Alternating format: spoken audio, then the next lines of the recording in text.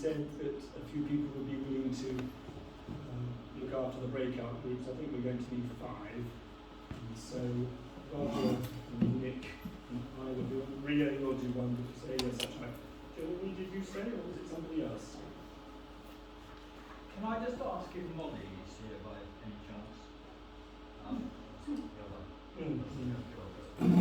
Maybe she's on her way. I don't know. I mean, I'm Molly, but I don't think. Okay. Well, are you willing to do the breakout group? I'm not sure what it entails, but well, I'm done. Okay. Right, can we hand over to you, Roger, or is that a bit too early? No. All good. Thank you very much. Ready. Thank you.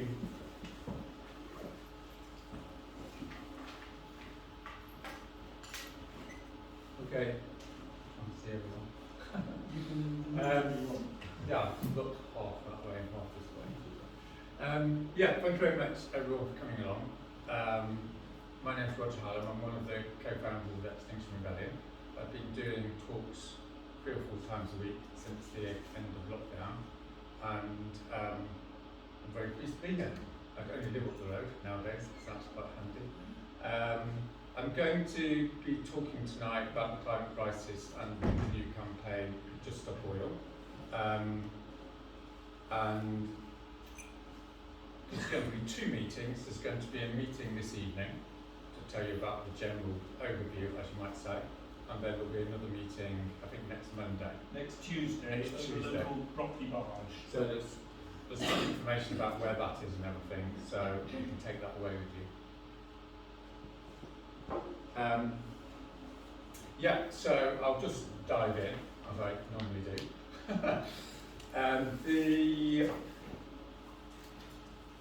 The situation with being a co-founder of Extinction Rebellion is that you have this dubious honour of talking to many of the world's top scientists and diplomats, and you might think that's quite a nice thing to do, but I can assure you it's not.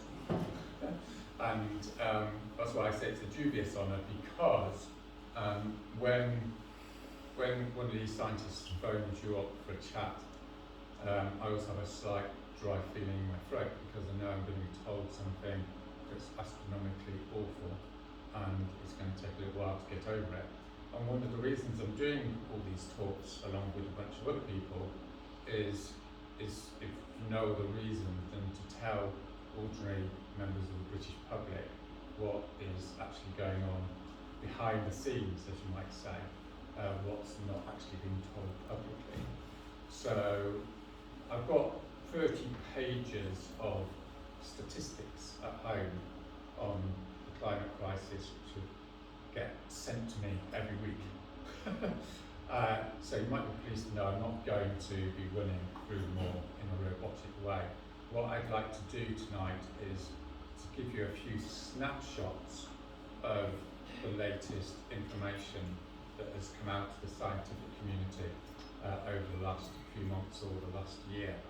And it's a fast-moving situation, as you may know. So I'm just going to start off with a few stories then. So the first one is an article that was written in the Conversation website. I don't know if you know this website. It's where the world's leading academics write articles for the rest of us, as you might say. And there was an article in the Conversation, I think around last March, and it's gone viral. It's been downloaded about 2 million times. And the reason it's gone viral is a bit of a bombshell article. It's like a confession, a mea culpa, as you might say, from 3 of the world's leading scientists. These scientists have all worked in academia for decades. They've got 80 years of experience between the 3 of them. And on about the 7th paragraph, they say the following, which is more or less a direct quote. They said, at the Paris Agreement, at the Paris Conference of 2015, we did not know of a single scientist who thought it was possible to stay under 1.5 degrees centigrade. So that's the first main thing I'm here to tell you tonight is 6 years ago, the scientific community already knew it was not possible to stay under 1.5. And what I want to make clear is this was not a few bad apples paid by the fossil fuel industry. This was the mainstream global establishment scientific space, as you might say. Okay? So I wrote a Facebook post about it. I said, you should stick that quote on your fridge and read it every day. You probably need to read it a few times until it sinks in the absolute horror and rage that you'll inevitably feel. Because I'm sure there's plenty of us in this room who've been involved in the climate movement and helped facilitate various demonstrations and actions and what have you, where everyone's going, follow the science, stay under 1.5 degrees, right? You've seen all these kids in Sydney and Berlin, right? Follow the science, stay under 1.5 degrees. 6 years ago, the scientific community already knew it was locked in. Okay? So the reason I bring this up first in the talk is before we get on to thinking about the climate crisis, we have to understand the politics of the climate industry, right? We have to understand that the science doesn't come down from God, it goes through human beings with particular agendas, prejudices and power relationships, right? As some of you may know, I did 5 years of research as a sociologist at King's College. And if you know about sociology, 101 sociology is you don't take facts at face value, right? You interpret them. They always exist in a social space.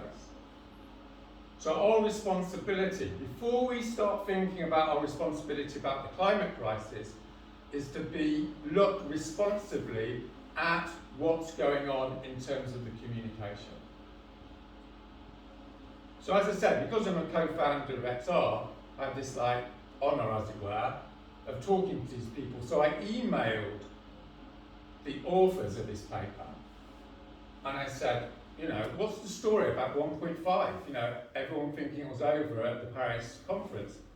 So I got on a Zoom with one of them, and as you can imagine, he was feeling a bit sheepish. And I said to him, okay, so what's the story? And he said to me, what you've got to understand, Roger, is that the vast majority of the world's scientists are white, middle-class men from the global north, tenured professors at the world's most elite universities. And then he said, and I swear to you, he said this to me, he said, they don't want to rock the boat. They don't want to rock the boat. So my suggestion to you tonight is what we've all suspected for a long time, which is we're being systematically lied to for 30 years.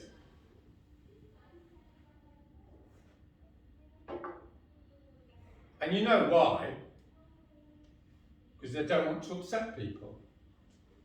They want everyone to stay calm.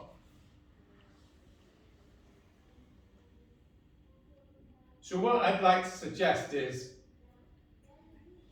we don't listen to experts. And I know you're all thinking, that's a bit tricky. But hear me out. What I suggest we do is to listen to experts who are retired. Okay? As good sociologists, you understand what that means? Because they're in a different situation, right? Let's be smart about it. Let's choose who we listen to. We listen to experts, absolutely, but they've got to be retired, so they're not in the system. Who I suggest we listen to is Sir David King. Sir David King, as some of you may know, was the chief scientific advisor to the Blair and Brown administrations, right? He's one of the top 5 scientists in this country. He's not a maverick. I'm not going to be talking about mavericks this evening, right? I'm not going to be talking about outlier academics. I'm going to be talking about the heart of the establishment science. What does this guy say? He's 72, he's retired, he doesn't give a damn. He was at a think tank conference in Australia. I know the people who set it up, they can confirm it, you can look it up on the internet if you like. He said, in spring last year, we have to act quickly. What we do, I believe, in the next 3 to 4 years will determine the future of humanity. Okay, so this wasn't an off-the-cuff comment. This was on a presentation to a think tank. It's public knowledge. Arguably the most establishment scientist in this country has said the future of humanity will be determined in the next 3 to 4 years. Not me, okay? Don't shoot the messenger, as I like to say. I'm just telling you the state of affairs. This is the reality. So assuming we all want to be good sociologists in this room tonight, we know what the question is. The question is, how do we interpret that statement, right? Let's analyse it a little bit. The future of humanity will be determined in the next 3 to 4 years. What do we know about that statement? What do we know about Sir David King? Sir David King is pure Oxbridge, isn't he? He's a member of the British ruling class. He's a patrician. What do we know about these people? They always talk in euphemisms, don't they? You know, Sir David Attenborough, we're facing the end of civilization at COP 2019. Do you remember that one? Sounds like some sort of Roman Empire video game, doesn't it? The end of civilization. What does he actually mean? Why did we set up Extinction Rebellion? To tell the truth, to say what things actually mean. So what does it mean? Well, we know what it means, don't we? It means billions of people are going to starve to death. Billions of people are going to starve to death. What else do you think Sir David King's saying? He's saying the future of humanity. He's talking about whether we're going to be around or not as the human race. And if we're not going to be around, what's going to happen? People aren't just going to go, poof, right? They're going to starve to death. And everyone's now looking slightly shocked, aren't you? Because I haven't told the euphemism. I could do dozens of science talks and everyone would go, Roger, that's really great, and walk out the door, right? Because I haven't actually told you in plain language what's going on. What's going on is that the global ruling classes have decided at COP26 that they will countenance the mass starvation of billions of people. That's what's going on. What else could be going on? And we all know who's going to die first.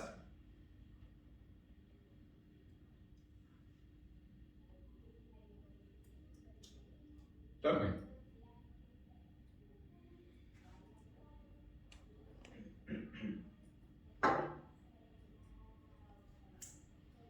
It's an obscenity, isn't it? Let's be honest with ourselves. It's an obscenity. I'm from Manchester. I was brought up to call a spade a spade. Sorry. It's a fucking obscenity. What else could it be? I've been involved in campaigns since I was 15. Nothing in the last 35 years of my life remotely compares with the total obscenity of this injustice. That's what happened at COP26, right? Remove all the euphemisms, all the middle class speak, all the academic speak. It's a death project. What else could it be? So let's actually look at what's going on. You know, I could speak for the next 3 hours on sea level rise, forest fires, methane, right? Let's just look at one thing. Let's look at heat. So when we set up Extinction Rebellion in 2018, to be honest with you, it was a little bit fuzzy in those days, right? It's only 2-3 years ago. I remember doing talks going, well, could be this, or it could be that. In 2022, the peer-reviewed papers have given you the numbers, okay? The numbers are there. We can't avoid them. They're in the peer-reviewed papers. Peer-reviewed papers, remember, is top establishment science, right? It's reviewed. These are professional people. This isn't just a few mavericks. It's not Roger Hallam, right? It's the peer-reviewed papers. That's what you need to look at. What do the peer-reviewed papers say on heat? Why should you look at heat? Because it's heat that's going to kill people. So let's look at paper. There's one paper, there's a whole bunch of them. There's one paper you can look at. You look it up on the internet, you know, when you get home this evening. The future of the human niche. So let's interpret that. Let's do a little bit more interpretation. The future of the human niche, what does that mean? What does the future of the human niche mean? Well, what it means is where people will live and where people will die. That's what the subject of the paper is, translated into everyday language. So what does it say? It says at 2 degrees centigrade, we've all been told 2 degrees centigrade, right? We've got to stay below 2 degrees. And you know, everyone in London's going, well, 2 degrees, not so bad. It's a naff statistic. Why is that? Because in this paper they say you shouldn't look at the global average increase in temperatures because 70% of the world is water. No one lives on the water. It's a stupid statistic, right? The statistic you want to look at is the temperature increase where people actually live on land, right? That's not that complicated, is it? Why haven't they been telling us the temperature on land? Because they don't want to upset us. Turns out, according to the peer-reviewed paper, on land, at 2 degrees global average temperature, it will be 7 degrees. Whoops. Can you imagine what happened if the good citizens of this city knew in 2015 that 1.5 is done and we're heading for 7 degrees in the next 10 to 15 years? You've been lied to, right?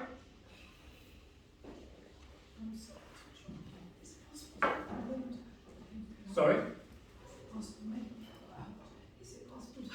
Of course, yeah.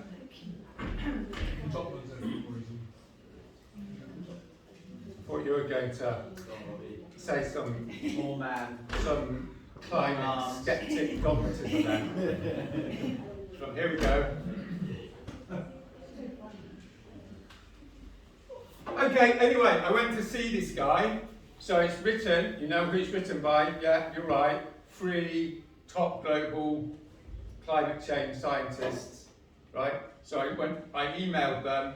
So I talked to this guy. He's professor of climate change, I think it is, at Rotterdam University. He's about 65 years old. You know, he spent 40 years in the business. So I get on a Zoom call with him. He's walking his dog in a Rotterdam park, dare I say it, on his little mobile phone. So it's a bit surreal. And I said to him, yeah, I don't want to get this wrong. You know, don't Roger Hallam to get into trouble again. Always business. So I said, is it right that 2 degrees is actually 7 degrees inland, right?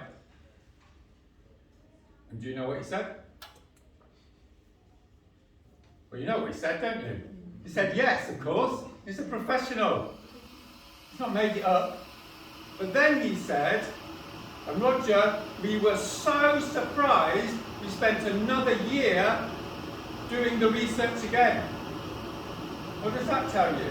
What it tells you is these guys are at the top of their game, right?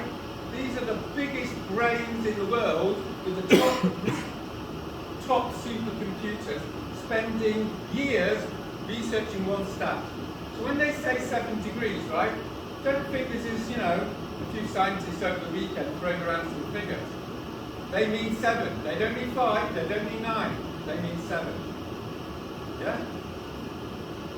So just think of it, you know, when you go to the doctor, we all know these stories, you've got a lump, the doctor says you may have cancer, and you go, I don't believe you, I'm going to go to the top experts, and you go into the centre of London and pay your £10,000, get top of the grade diagnosis, you've got cancer, that's it, right? That's it, isn't it? Only a totally stupid person would go, well, maybe not. No, no, no. That's the top expert. We're heading to 7 degrees centigrade in the next 10 to 15 years. What does that mean? Like it's 38 degrees in London, wasn't it? A year and a half ago. So remember that day? Went out for 10 minutes or something.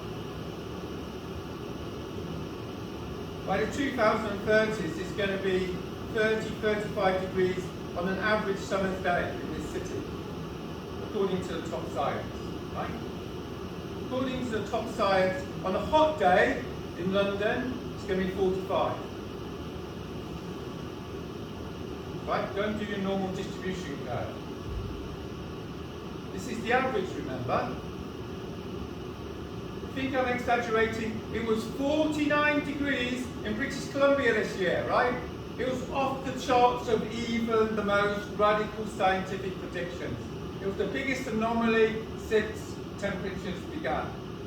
Temperature recordings began, right? 49 degrees centigrade. This is in British Columbia. I know the people there, I talk to them on Zoom, right? British Columbia is like Wales. I'm a farmer. I've been in Wales for 20 years farming. 16 degrees is a hot day in Wales. Believe me. 49 degrees. 49 degrees. 3 days later, the place where it's 49 degrees burnt down. That's all the high drama bit, right? But consider this. This is the real reality of the climate crisis. Is that once it gets over 40 degrees centigrade, everything starts to melt.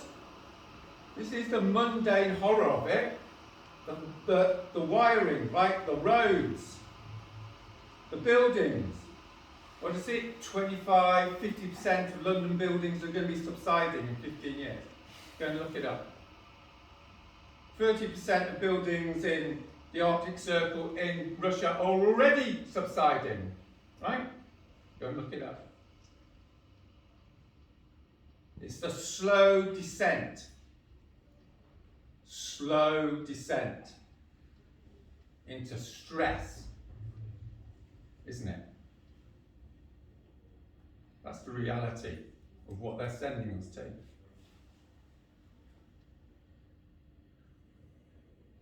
The reason why this paper is a bombshell paper, by the way, isn't because of the 7 degrees bit. The reason why it's a bombshell paper is because they had the guts to actually say what it means, okay? What they're saying is, at the moment, 1% of the Earth's surface is like desert, 30 degrees centigrade.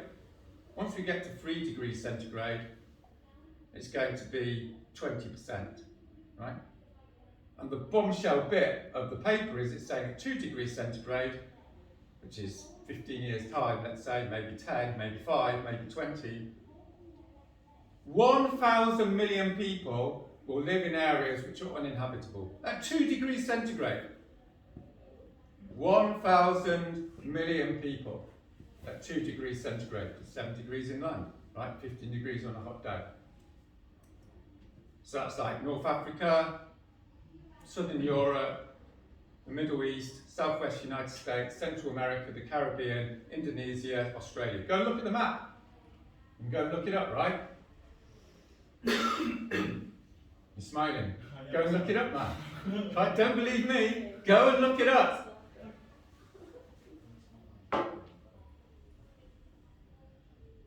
This is what they're not saying, right? When's the BBC going to say we're heading towards 45 degrees in 2030? It's terrible, isn't it? fucking hate doing these talks. Because I'm a cheerful sort of guy, right? Believe it or not. Yeah, I'm a happy-go-lucky farmer who got fucked over by the climate crisis. 7 weeks of rain destroyed all my crops. Following year, there was another 7 weeks of rain, destroyed all my crops. The following year, it was minus 15 for a fortnight, destroyed all my crops. 3 years ago, it didn't rain in Wales for 12 weeks. Right? The trees were dying in July. If you're a farmer, you're on the front line, right? That's why I am here today. It's not because I've got some big thing going on. It's because I was on that front line and I don't do it anymore. Because what's the point? Hundreds of millions of farmers will tell you this, right? Go and talk to a farmer, he'll tell you. No one knows what's going on, right? No one knows whether it's going to be the hottest year in 1,000 years, the coldest year, the wettest year, the driest year, right? Hundreds of millions of farmers having nervous breakdown. I can tell you. There used to be 20 farmers in West Wales growing vegetables, now there's 4. Like, a farmer came to me and he said, and this is just one of many comments, he said, I might as well go to Swansea University and put my £30,000 on red, on roulette. You see what I mean? These are the people that are growing your food. You know what that means?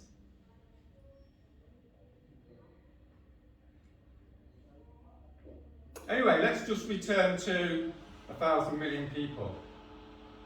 Let's just get it over and done with, right? What's 1,000 million people? It's our responsibility as educated adults to understand what 1,000 million people on the road looks like. And I can tell you there are academics in this city that know precisely what 1,000 million people on the road looks like, right? As you may know, there's a war studies department in King's College, and there's plenty of academics that could be here if we weren't such cowards to tell you precisely what that looks like. In Syria, there were 5 million refugees, 500,000 people were slaughtered, right? Let's go and do the maths. 100 million of those 1,000 million people are likely to be dead. This is what they don't tell you, isn't it? You don't get 1,000 million people just politely setting off somewhere. What we're looking at is social collapse. I've been saying this for 3 years. Forget the climate. What we're heading into is social collapse. What's social collapse? We know what social collapse looks like because there's people that study it. That's what we're imposing on the next generation. That's what we're imposing on billions of people because we can't get off our arses and stop it. Let's be honest.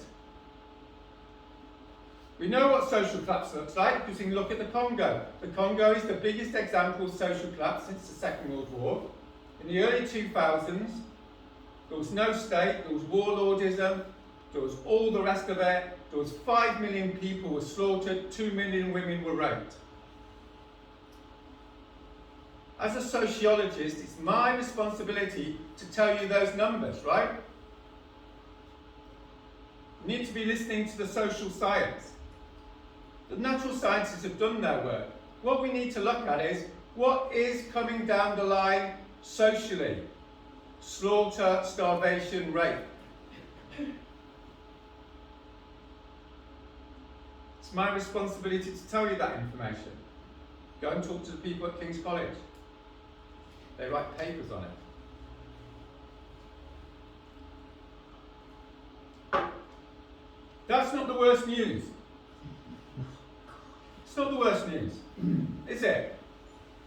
Let's be honest with ourselves. We know that's not the worst news. The worst news is Sir David King is saying there's 3 to 4 years. That completely changes everything, right?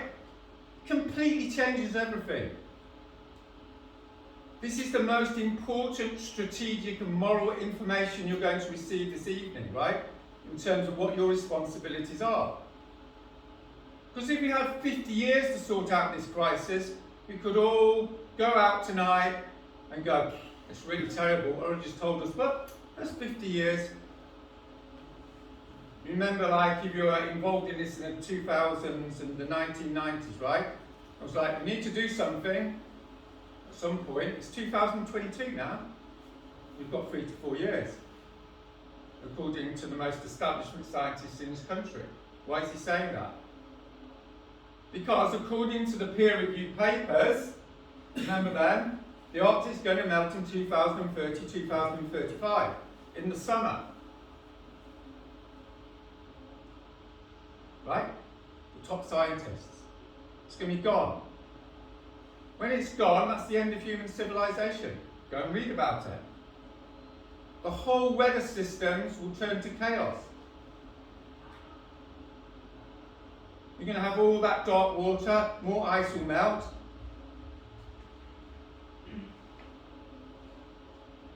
That's why he's saying 3 to 4 years. Go and look at the map. 70% of the Arctic's melted. You all know this stuff. Well, we're just living our day-to-day lives with this massive pretense that when it's warm, ice doesn't melt. It does. Okay, sorry. Right, when it's 70% gone, it's not going to stop. It melts. Go and get the ruler out. Look at the peer review paper. It's going to be gone 2030. That's it. There is no one in any academic community, there is any doubt that once that ice has melted, it's never coming back, right? For 100,000 years. That's it. Bang! It's gone. No one's going to know how to bring it back. Not even the geoengineering people. It is gone. Forever.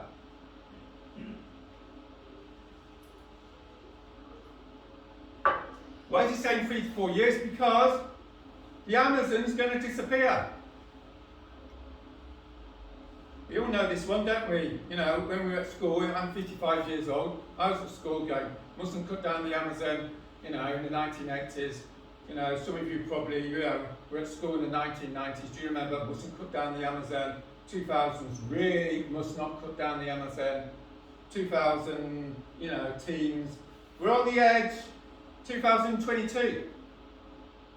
What's happening in 2022? The peer-reviewed papers have said, right? This is new, came out last year. If you cut down 20%, 25% of the Amazon, that's it. The whole ecological system collapses, it turns to savanna and desert.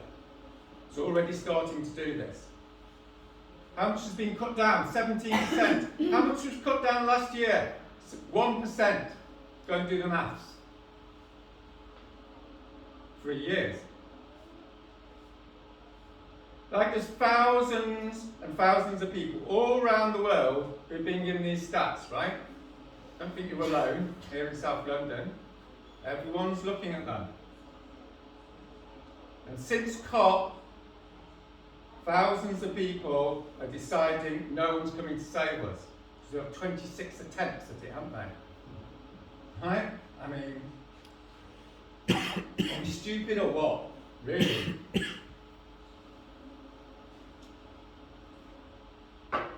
No one's coming to save us, right? That's why XR was set up.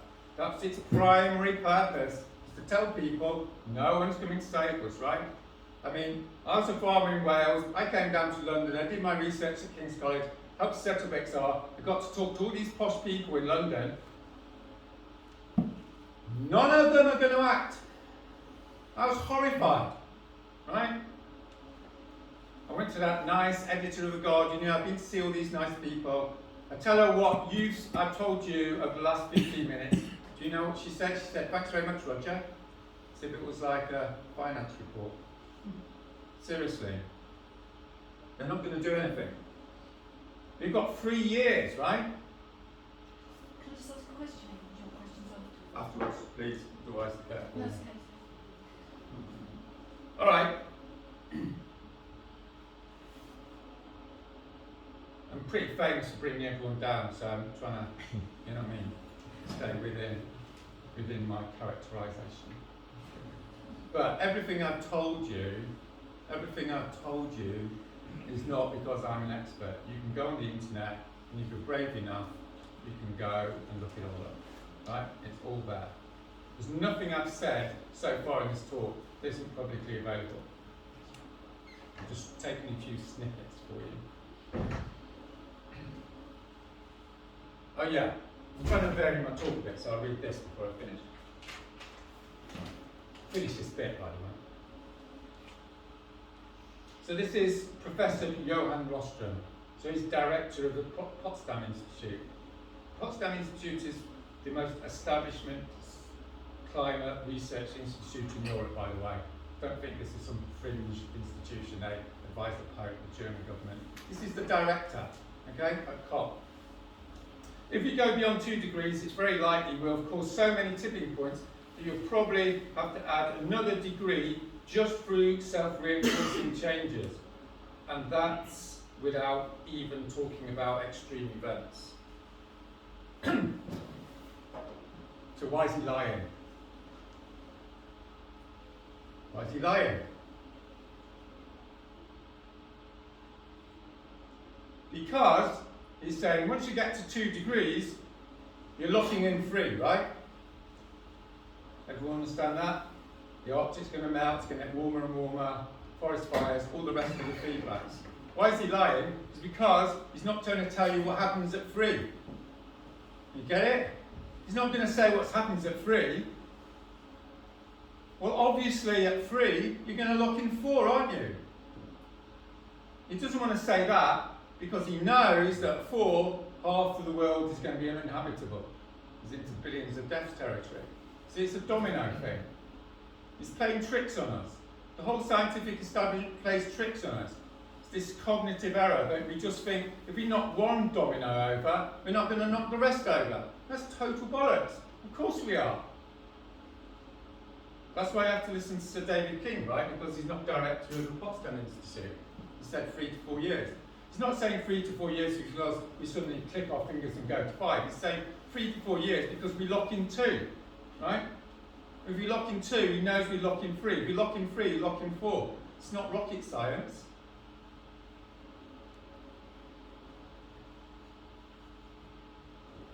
So what I'm here to say to you tonight is, from my own academic specialism, as it were, is that it is entirely possible to turn the situation around. That's a bit of good news. It's entirely possible to turn the situation around. As a specialist in radical political change, I can tell you that's probably the most difficult information for you, isn't it?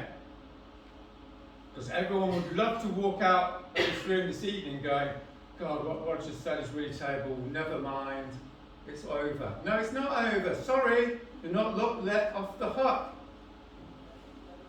The reason why it's entirely possible to turn it around is not despite there only being 3 years left, but because there's only 3 years left. Right? Do you get that? If we had 50 years to sort this out, 80% of you walk out that door and won't do anything because you go, oh, well, it's coming on. This is 3 years. The reason like half of you will do something with a bit of luck is because you only got fucking 3 years, right? This is it. This is it. So how do you turn the world around in 3 years? Well, the good news is people have been turning the world around in 3 years since, 5000 BC. Just read some history. Don't be sort of read all this depressive urban defeatism rubbish. People change their societies on a regular basis. No one's pretending it's easy. They just get on with it. Why do they get on with it? Because they have no other choice. That's the fundamental thing to understand. The reasons why thousands of people this year will be prepared to do whatever it takes on the climate, because they have no other choice. Right? There's hundreds of meetings happening in Australia, in Canada, in the US, in Germany, in Italy. This is not just about us. And all those people are thinking the same thing as you, which is, we've got no choice. And that's why they're acting. Nothing special about them, they're just being honest with themselves. So what does it look like? What does it look like to act? Well, we could use loads of examples. I'll just choose one example from the civil rights movement. A I'm not choosing the civil rights movement, by the way, because I'm making a big deal about the civil rights movement. I could choose like hundreds of examples. But I'm just choosing this because it like highlights some of the dynamics, right? In 1961, as I'm sure you know, the civil rights movement in America wasn't getting very far. People were really pissed off. 24 people decided to travel down from the north of the United States to Alabama to challenge the segregation on interstate travel of black and white people together. First thing to note is there was only 24 of them. That's interesting. Second thing to note is they didn't stop in Virginia, where they might get a little bit of a ticket and, you know, sent back home. They went to Alabama, the most fascist, racist state in America. These black and white people were taken off the bus, they were beaten up, the bus was set on fire, they were put into prison. They decided to do whatever it takes. Why did they decide to do whatever it takes? Because they felt they had no choice. 3 days later, 24 students, 19, 20, 21-year-olds, left Atlanta and travelled to Alabama, knowing full well that they'd be dragged off the bus, beaten up and put in prison, and they were. Why did they do that? Because they could not afford to lose. So in 2022, dare I say it, we can't afford to lose. So we know precisely what we need to do. The only question is are we prepared to do it? In 2019, there was a plan to come to London with thousands of people and block the roads. You might remember that, yeah? You probably don't remember or even know the backstory. I did the design for April 2019, that's my little claim to fame, you can blame it on me, right? I went with the plan to an XR gathering. And you're probably thinking, in hindsight, everyone's thinking, fantastic idea. No. It was like, Roger, we don't want to do this. We've got Brexit. This is a really bad time to go. We've got Brexit. We've got the British public. The British public don't care about climate, do they? No. The British public don't want to get arrested. No. If you get arrested, you're going to upset the Daily Mail, right? Remember that one? Yeah? I'm always appearing in the Daily Mail, like yesterday. Sinister mastermind or something. Anyway, that's me. Right, so what did we say? We said we can't afford not to take the risk. It's the end of the world. We can't afford not to take the risk. The risk is not to act, right? The risk is to not to act and condemn the next generation. The lowest risk is to go and disrupt things. That's the calculation of people that change the world. And then like three weeks before April 2019, you may remember this, right? There was like this great plan to go to Marble Arch. And lots of people were saying, we're going to go to Marble Arch, and we're going to have Glastonbury and Marble Arch, and we're going to have stages, and people are going to dress up, and we're going to have a lovely time, and everyone's going to pat each other on the back. It's going to be fantastic. And we said, fuck that, right? If we go to Marble Arch, we're going to be on page 5 of The Guardian and in someone's PhD thesis. It's not going to work. Going to Virginia is not going to work. You've got to go to Alabama, right? If you're going to change history, you have to blockade the whole of London. You have to blockade 5 sites. You have to do what's necessary. You have to do something because you can't afford to lose, right? And people said, we're not going to be able to get on 5 sites, the police won't let you, blah, blah, blah, blah, blah. We said we can't afford not to take the risk. That's why XR was successful, because we took the risk. We didn't play safe. If you're going to save the next generation, if you're going to save this city, if you're going to save those billions of people you claim to care for in the global south, you're going to have to take some risks, right? And the good news, of course, is they're not anything like a real risk, are they? As we'll discuss in a minute, right? I mean, I talked to indigenous people in Brazil, They take risks, don't they? They're getting picked off every week in the Amazon. I talked to indigenous leaders in Canada with their 500 years of genocide. They don't have a choice. Their land's being taken off them at this very moment. So let's not get, all entitled about this. Entering into resistance in this country is not Egypt, right? It's not the Amazon. So let's keep things in proportion. What we're talking about here is a critical mass of people engaging in civil resistance for 3 or 4 weeks. I'm being specific, right? It's my specialism. I'm going to tell you exactly what we need to do on the basis of empirical information. What we need to do is something similar to Insulate Britain. In January, we said, how are we going to get on the front pages of the papers about the climate crisis? We're going to choose insulation, we're going to block motorways, right?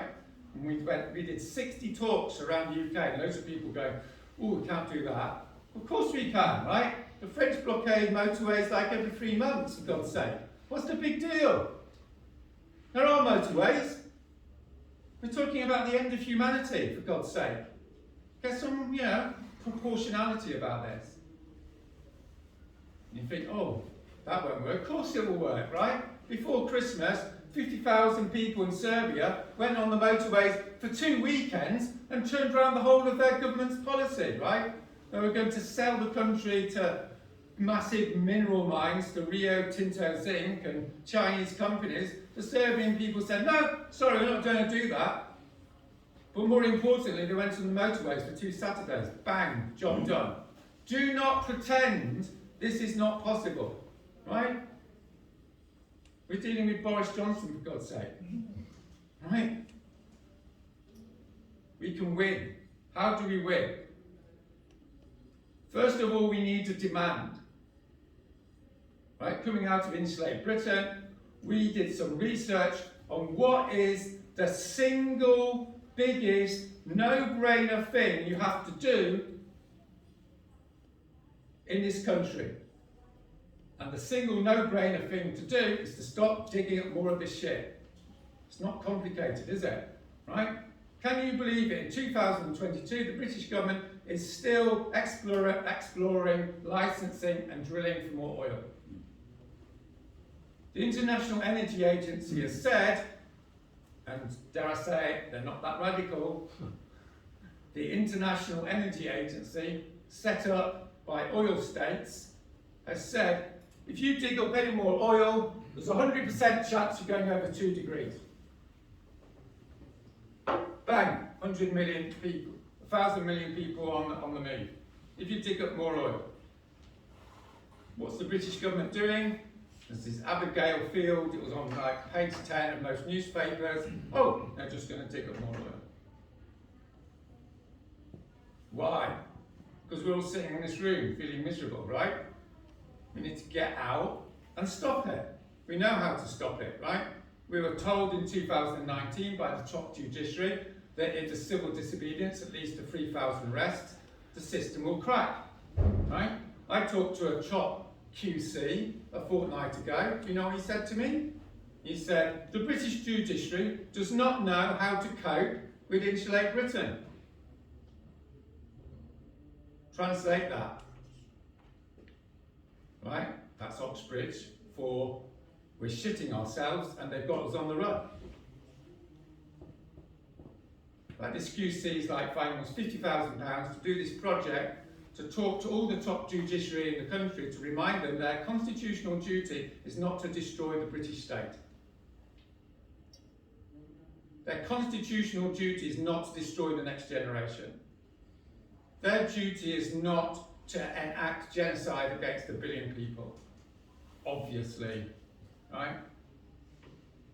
I'll be in court like a week on Monday for flying a toy drone at that height near Heathrow Airport. And you know what I'll be saying? It's a no-brainer. It's right of necessity, isn't it? Don't think for a minute we're here tonight to discuss breaking the law. No, no, no, no, no. We know who's breaking the law. The judiciary is breaking the law, and they know it. We're here to enact the law. There's a law in this country that says the government cannot go over 1.5 degrees centigrade. Right?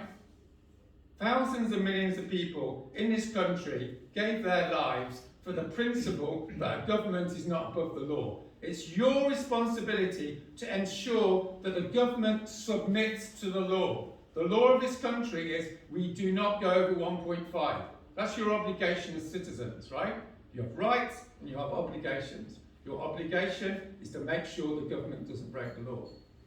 That's what Just Stop Oil is. What Just Stop Oil is a project to enforce the law. Just as those freedom riders went down to the American South to enforce the law of the American Supreme Court, which was people can travel together on the buses, right? It's the same thing.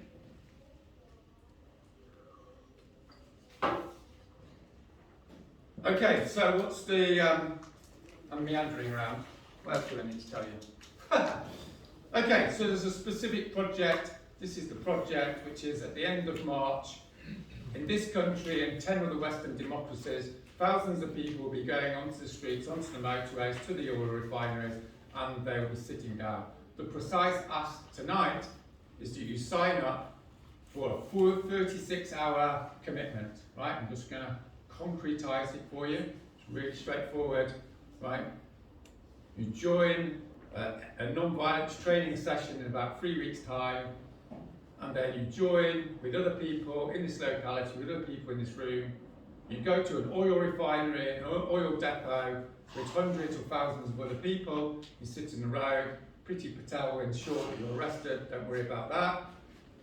You'll spend like 5 hours in the police station with lots of other people. And around midnight, you'll be released, probably under investigation. When did you say it was? The end of March. Okay? So what's happening is all around the country, hundreds of meetings are happening, right? We did about 20 meetings last week, all over the place, right? I went to outskirts of Birmingham 2 nights ago, that was interesting. And then there's 15 young people working full time, mobilising students. So it's meetings with hundreds of students, 150 students in Edinburgh met last week. So for the first time, there's going to be hundreds of students engaged in civil disobedience. We've sent out thousands of emails to trade union branches to get them involved. There's a whole bunch of people mobilising in Christian Church. We're meeting with black community activists next week in London.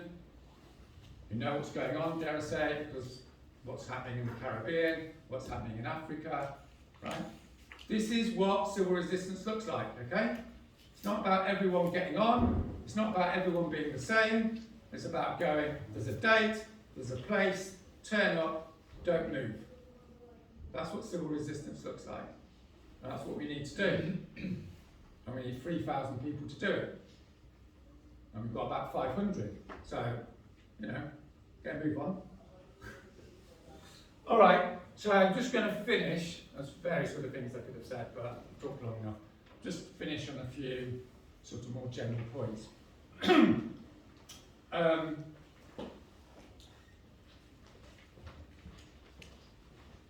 Okay, so I've done lots of these meetings, you probably know, and one of the things I always say, and it's always slightly like difficult for people, but I'll say it, is you probably haven't noticed, like, where are we? Lewisham? No, what's this place called?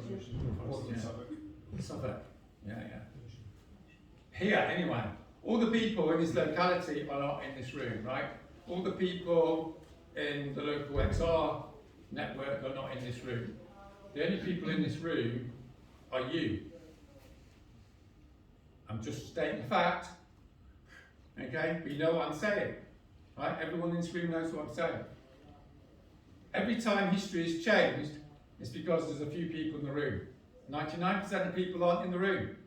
They're never in the room. They'll never be in the room, okay? It relies upon you as a small group of people to do what's necessary. That's just the way it is. I mean, there's this research by this guy called Tim Snyder, and they did research, he's a Holocaust scholar, did research about people taking in Jews in World War II.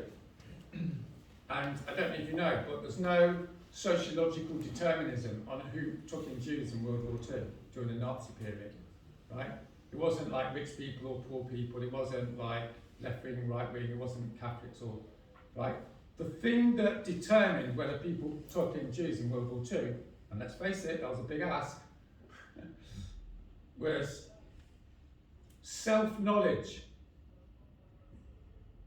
Right, this is a secular scholar.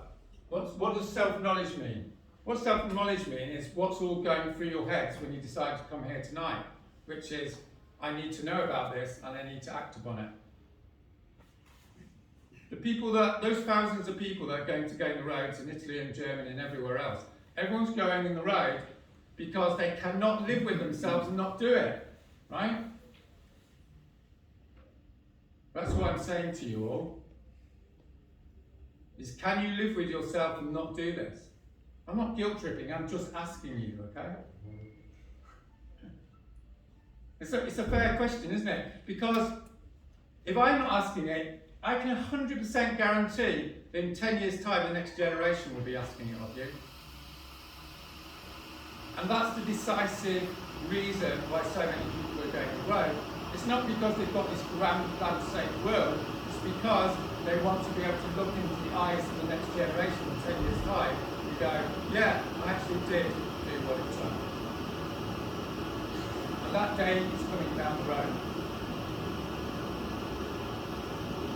Second thing to say is, don't think it's all about you as an individual, right? I said we've done hundreds of these things, and I know what a lot of people do, because say this in the breakout groups, go, well, this is me, and this is my situation, and I'm not sure about this. There's all these I words, right? It's not about you, with all due respect, okay? Sold this nice Thatcherite cultural idea, haven't you? It's about me and what I do and my future. Those days are gone, right? We're entering into a world where if you don't stick together, we're all fucked. What you have to do is enter into some sort of communication and community, dare I say, with other human beings. And then, and only then, will you get the strength to do this. Don't try and conjure up the strength, right, with your willpower. Come to the next meeting. That's the ask. Come to the next meeting and you will find out if you want to do this, right? That's how it works for most people most of the time, right? The funny story about Insulate Britain, if you don't know it, is everyone was supposed to be going on the road 3 times, like, that was a big ask. And then they were going to go on prison on remand or something, and of course Priti Patel didn't want to imprison people because it looked bad at cop. And we were going, oh well, that's the end of that then. And they said, no, we're going in the road again. Those people went in the road 17 times. Why did they do that? There's an old-fashioned phrase for it, community of resistance, right? They were there to support each other. You gain your strength by coming together. As people in this room, maybe some of you know each other, maybe some of you don't. You need to combine together, that's how it works. Okay, and the last thing is, it's my, cheerful British last cheer you up routine, okay, is it's going to make you a lot happier. It is. Read the social science, right? People that live in denial, right? Their souls rot, as they used to say in the good old days, right? Modern social science says you get ill. It's true.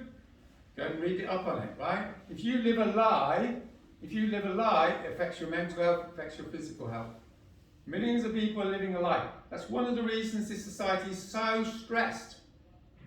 Because everyone knows it's not looking good. Everyone knows that, right? The people that are happier are the people that act upon that knowledge. I can 100% guarantee those of you that act on this knowledge and go on the road will live happier lives than those that don't.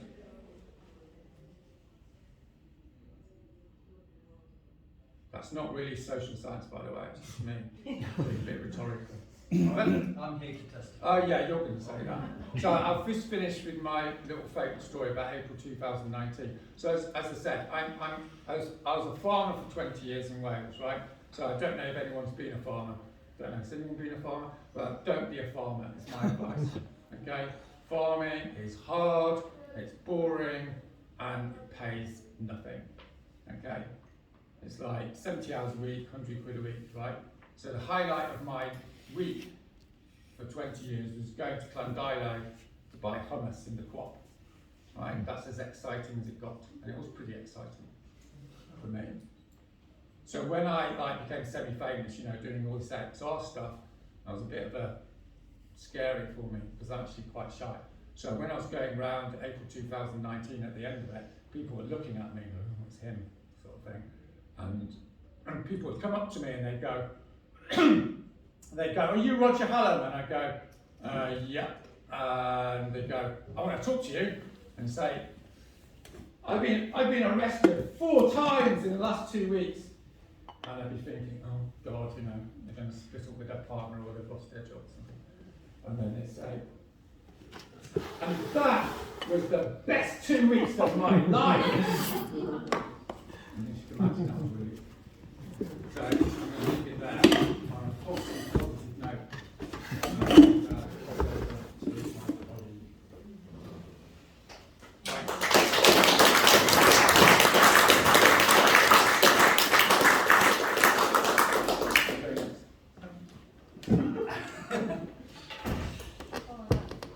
Yes, I know, it's a tough call, but my name is Nick. I've been involved with XR since November 2018. I sat in a room in January 2019, which was a gathering of what I think was billed as the first national meeting of XR, so people like all over the country, and Roger told us what was going to happen in the first April 2019 XR rebellion. He said we are going to occupy central London, we're going to bring London to a close, the police won't know what to do, the government will be forced to negotiate with us. And I think we were probably all sitting there thinking, really, there's 50 of us here. And Roger's telling us that we're going to bring London to a standstill and force the government to negotiate with us in 3 months' time. But, and Roger, I remember Roger saying this. He said, you know, I can't promise anything, but what choice do we have? And really, all of this is, when we commit to doing these actions, it's an act of faith. We don't know. But what choice do we have? And we make that leap of faith, as people call it, we make that step into risk. Yes, risk, not risk of people who are being murdered in Amazon or whatever. So, you know, a nice cozy Western democracy risk. But basically, that's what choice we are given. And blow me down if 10,000 people didn't turn up in London 2 months later. Some of you, I'm sure, will. So, when Roger started going around talking about the Insulate Britain campaign, and I can't remember quite how I got involved, but I did. It wasn't a sort of logical, rational step. I just was working on another campaign for Roger, and this happened. And Roger was saying, we need you to commit to something on the motorway. we need you to commit for a certain amount of time, because we've got to go, if you're arrested, we've got to go back again, arrested again, and we go back again, we keep on going back. And again, it's a bit scarier to think about going to sit on a motorway. What was for many people the XR protest was like a carnival. It was, you know, a fantastic spirit. This was going to be much tougher. But Roger again explained the thinking behind it and the you know, carefully worked out of why this should work. And although we were only 80 people in the first iteration, one of the best bits of this is that as we, the you know, publicity and the news and everything started to grow, people came to join us, and that was really heartening, because 80 of us, you know, seemed like an awfully small number of people to cause the kind of crunch that actually we all know we need to cause. So I did the training. Those of you who've been with XR will know about XR training and how important, really important part of it is both for community building, trust and confidence building, and for making friends. For of people who share your values and beliefs. And we all met up, we were all allocated to safe houses. We were told not to bring our phones, so there was a little bit of boys' adventure sort of spirit to it. But we were in our groups. I never felt such close bonding with another group of people, who half of whom were strangers, because they might have maybe done their training in different groups and things, so I didn't know them all. But instantly we were just all in that sort of space of commitment to what we were going to do, and supporting and upholding each other, looking out for each other, and so on. And there were comical moments. I can remember our first action on the stretch of the M25 that we allocated to my group, was 12 of us. Although there was a great support network as well of drivers and sort of facilitators, but there were like 12 of us who were to go and sit on this stretch of the M25. We'd all met up in this huge, great big industrial park, sort of shopping complex place. I can't remember where it was now, because they've all gone into a blur of all the different actions that we did. But we were dodging security cameras, trying to find somewhere to, you know, that we could all actually congregate as the two groups, staying in different houses. We had to meet up, and it was quite funny. We were trying to call this sort of, you know, game of cameras. But the moment came when we had to go on the road, and there was nothing for it. You know, that was, you know, heart was, you know, pumping too much. But we just all knew we were together with each other.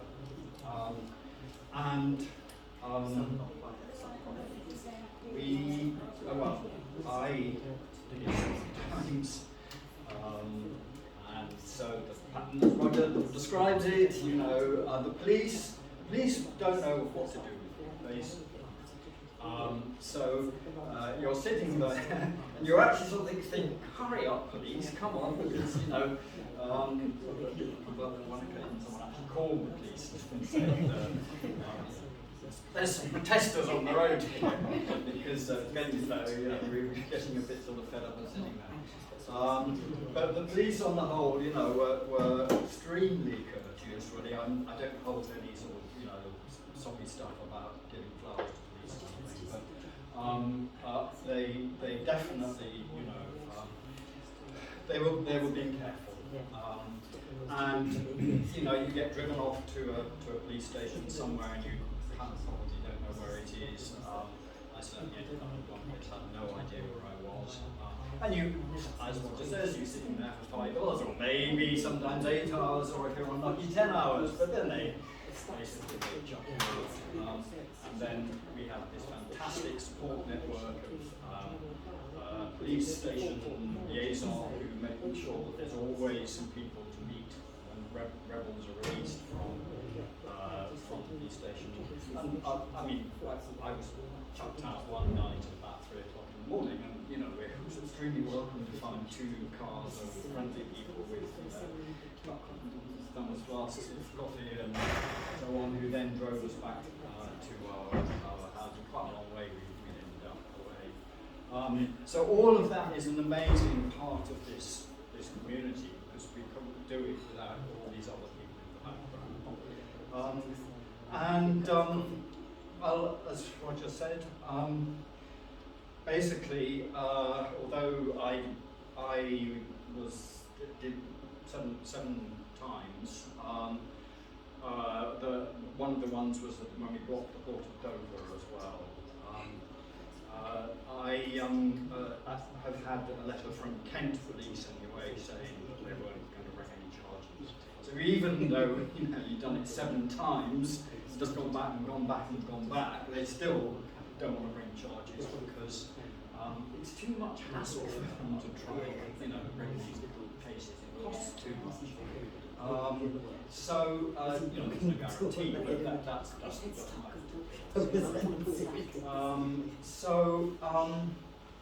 I think the lesson from it was that there was huge publicity generated by this. Just 80 people doing a very targeted bit of actions. Within 2 weeks, there was a YouGov poll that found that 75% of the population knew about Insulate Britain.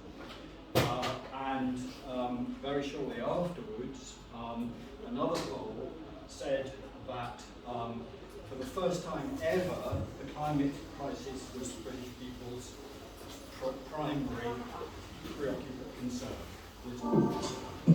And I have no doubt that our protests, however much the negative reporting of positive was, that's what we need to do, however negative it was, had to move on. And so I just kind of think, if Boris Johnson said that we were damaging the infrastructure and economy of the country, well, just 80 of us were damaging the infrastructure and economy of the country. Wow, we never knew we had that much power. So what I would say to you is, just imagine what we can do if we have 1,000 of us, or 3,000 of us. Just imagine exactly how much attention, force the government had to deal with. So that's it. Thank you.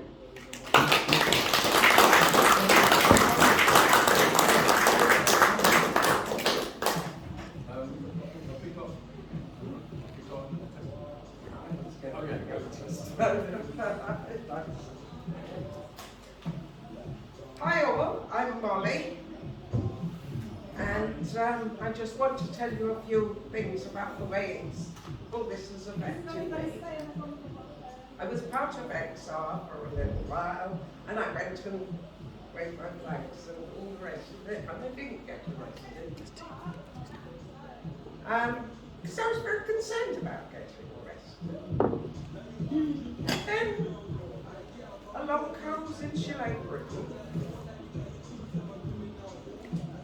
and every arrest that had happened with Insulate Britain made the papers, it made the news, it made everything. And I thought, well, if I'm going to be arrested, I want to make a splash.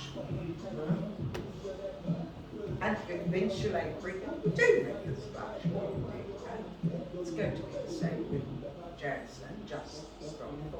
So after a talk with Roger, I found out how I could join up. And I went on the NVDA training, non-violent direct action training. And within a couple of days I was in a safe house and we were ready to go off on the road. I have to say it was somewhat liquor-proof.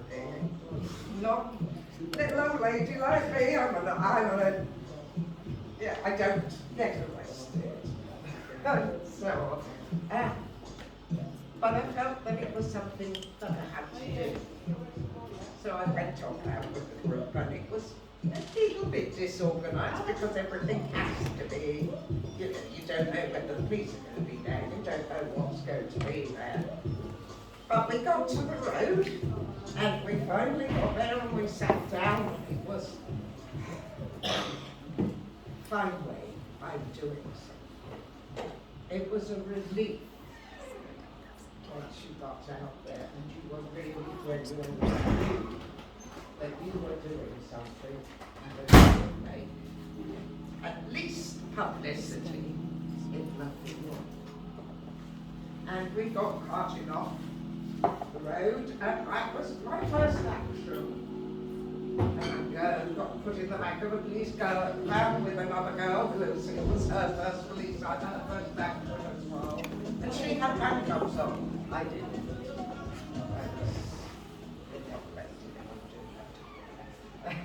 But she had handcuffs on, and she needed something out of her backpack that was on her back, so she suddenly realised that. Oh, I'm putting it back in. Her handcuffs, they didn't fit wrong. Anyway, so we had a real good laugh about that, and we felt better.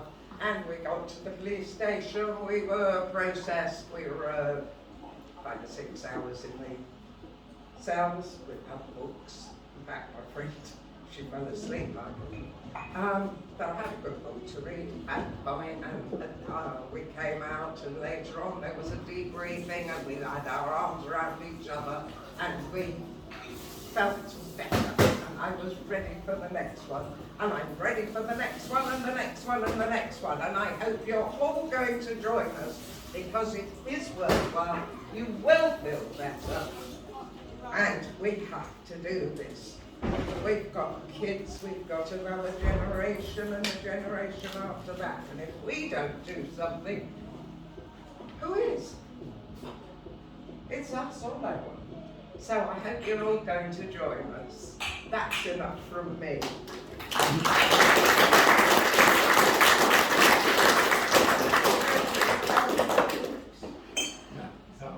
Yeah, can I suggest that you take some chairs with you if you're going to go, we want 5 groups, Roger? Yeah. So one group can go into that room, the door is unlocked. One group can go to one group can go to the foyer there, there's chairs there, you don't need to take chairs. You could have 2 groups in here, and 1 group in the kitchen. Take chairs to the kitchen, round that way please. And obviously we'll need a moment for people to... Yeah, I'm one. yeah. Well, just before we do that, I just want to let everyone know what's going on. There's going to be, this is a chance for everyone to talk about what's been happening. Please stay and talk about it with other people. There's going to be 3 things that's going to be asked, which is number 1, can you commit to doing at least 1 day of civil disobedience? If you can, then you can sign up. Number 2 is, are you okay coming to the follow-up meeting, which is next Monday, which will be a great chance for everyone to just talk together and get more of a briefing on what's going on. And 3 is, all this campaign is basically being propelled by thousands of leafletings. So if you can do leafleting or you can help with the mobilisation in South London, then let us know. There's lots of people doing that. Those are the 3 things. In terms of who's going to each group, we'll decide who's going to run each one. But I'm just going to be a little bit directive so that we don't get too many. But is the room in there? Yes, that's one room. So can you, about 6 of you go in that room, can you guys go out in the corridor, this little group here, and then can you guys say that go in the kitchen? Take chairs to the kitchen, please. Everyone here,